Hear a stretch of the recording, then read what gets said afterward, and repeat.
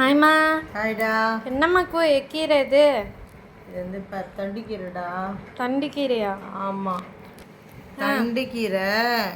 பாரு அழகாக சூப்பராக இருக்குது. இது மாதிரி தான் எல்லா லீவ்ஸுமே இருக்குது. கிட்ட பாரு, இதில் பாரு, இந்த இந்த அருகம்புல் மட்டும்தான் இருக்குது. இவ்வளோ கீரை பாரு, அதை அவ்வளோ கீரை க்ளீன் பண்ணியிருக்கேன். ஆனால் பாரு, இதில் வந்து நான் போடணுமேன்னு தான் போடுறேன். ஆக்சுவலாக வந்து இப்படி உடச்சி எடுப்பாங்க. இதில் உள்ள நாரெல்லாம் எடுப்பாங்க. இது வந்து ஏதாவது ஒரு இதில் மட்டும்தான் நார் வருது. மற்றபடி ஈஸியாக இது என்னது இப்போ தான் இளம் தண்டு கீரை போல் ரொம்ப ஃப்ரெஷ்ஷாக கிடச்சிச்சு. எவ்வளோ ரூபான்னு நினைக்கிற சொல்லு பார்க்கலாம். ஒரு 200. 200. எவ்வளோ? வெறும் 10 ரூபா தான். 10 ரூபாவா? 10 ரூபா தான் ஃப்ரெஷ்ஷாக கிடச்சிச்சு.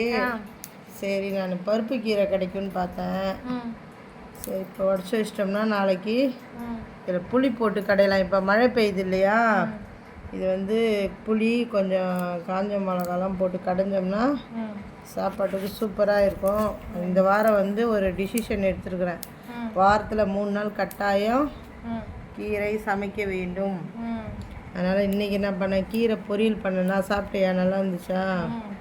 இன்றைக்கி முருங்கைக்கீரை போட்டு வெங்காயம் பச்சை மிளகாய் போட்டு வதக்கி வச்சுட்டு போனேன்னா நாளைக்கு வெறும் இந்த கீரை மட்டும்தான். கீரை அப்புறம் முட்டை, பாயில் பண்ண முட்டை தான் நாளைக்கு. ஓகேவா? நல்லா பாய்டா.